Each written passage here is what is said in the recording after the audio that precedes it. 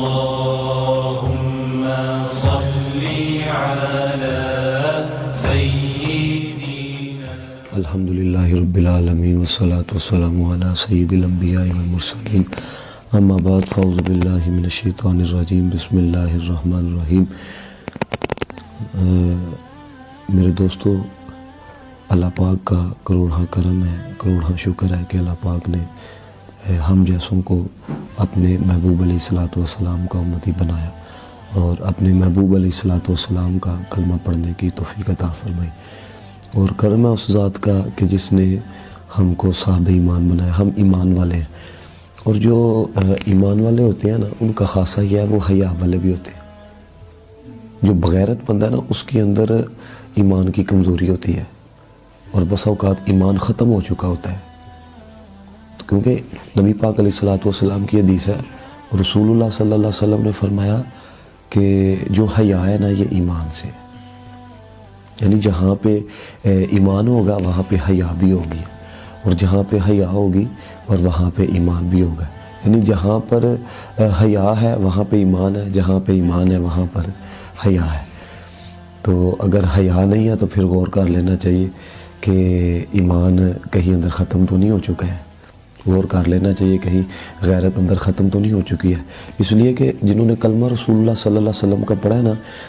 حیا ان کا خاصہ رہی ہے، وہ بڑی حیا والے ہوتے ہیں،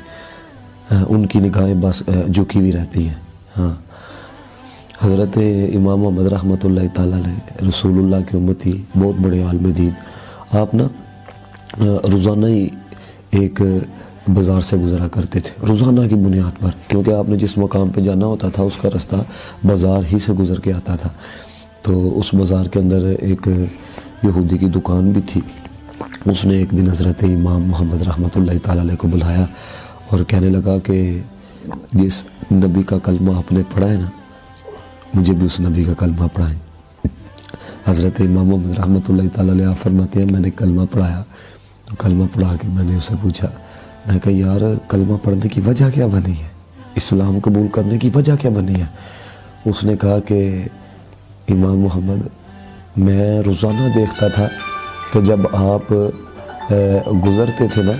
بازار سے تو میری نظر آپ کے چہرے کی طرف ہوتی تھی، تو روزانہ کی بنیاد پہ میں آپ کی طرف دیکھتا تھا، تو میں یہ سوچنے پہ مجبور ہو گیا کہ یار جب چھوٹا محمد اتنی حیا والا ہے تو بڑا محمد کتنی حیا والا ہوگا۔ میرے دوستوں، حیا پیدا کرو ہے، کیونکہ یہ ابھی آ رہا ہے نا ویلنٹائن ڈے، شاید 14 فروری کو ہے، تو فل بغیرتی ہونی ہے۔ سمجھ نہیں آتی ہے کہ نوجوان کس طرف جا رہے ہیں، اور پوری سازش کے تحت نوجوان نسل کو برباد کیا جا رہا ہے۔ آپ ملت کا سرمایہ ہے، آپ قوم کا سرمایہ، خدا را یہ بغیرتی کے اندر لا کے اپنے وقت کو برباد نہ کریں۔ اور میری یہ بات یاد رکھیے گا، یہ جو معاملہ ہم کسی کی بہن کے ساتھ کرتے ہیں نا، یہ قرض ہوتا ہے۔ آپ کسی کی بہن کے ساتھ چھپ کے بات کر رہے ہیں، آپ کی بہن کے ساتھ بھی کوئی چھپ کے بات کر رہے ہیں۔ اگر اس کے گھر والوں کو بھی نہیں پتا تو پھر تجھے بھی نہیں پتا، کیونکہ جیسی کرنی ویسی بھرنی ہے، جیسا کرو گے ویسا سامنے آ جائے گا۔ اور ہو سکتا ہے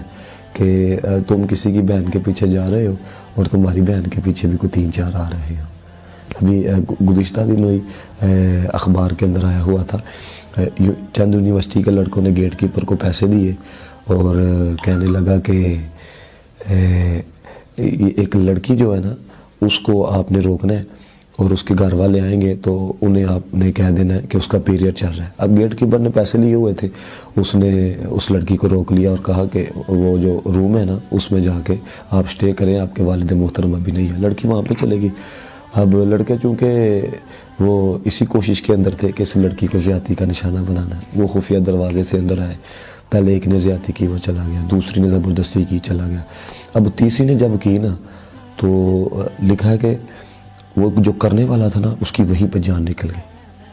وہیں پہ مر گیا ہے۔ اس کی وجہ جو پتہ چلی وہ یہ تھی کہ جس سے زیادتی کرنے لگا تھا اس کی بہن تھی۔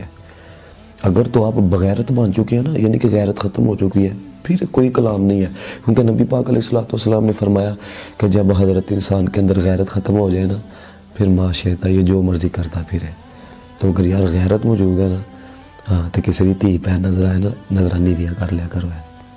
پھر یقین کرو ہے اللہ تعالیٰ دی رضا واسطے جو نظرہ نیویاں کرو گے نا، پھر دیکھنا ہے اللہ تعالیٰ تمہاری عزتوں کو بھی محفوظ رکھے گا۔ ہاں یار گھر دیکھو نا تھوڑی والدہ ہے تو اپنی والدہ نو جا کے کو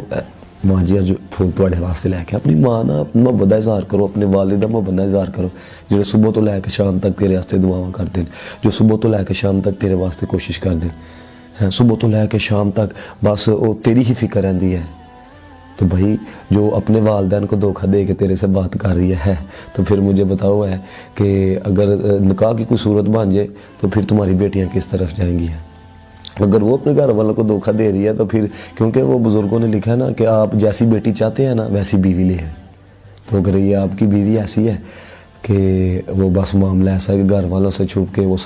وہ بات بھی کر رہی ہے، وہ آپ سے مل بھی لیتی ہے، تو پھر یہ بات یاد رکھنا، پھر آپ کی اولاد بھی اسی طرف جائے گی، تو پھر گلہ نہ کرنا ہے، کیوں؟ تم نے اپنی غیرت کا جنازہ خود ہی نکال دیا تھا۔ جو میں کچھ کیا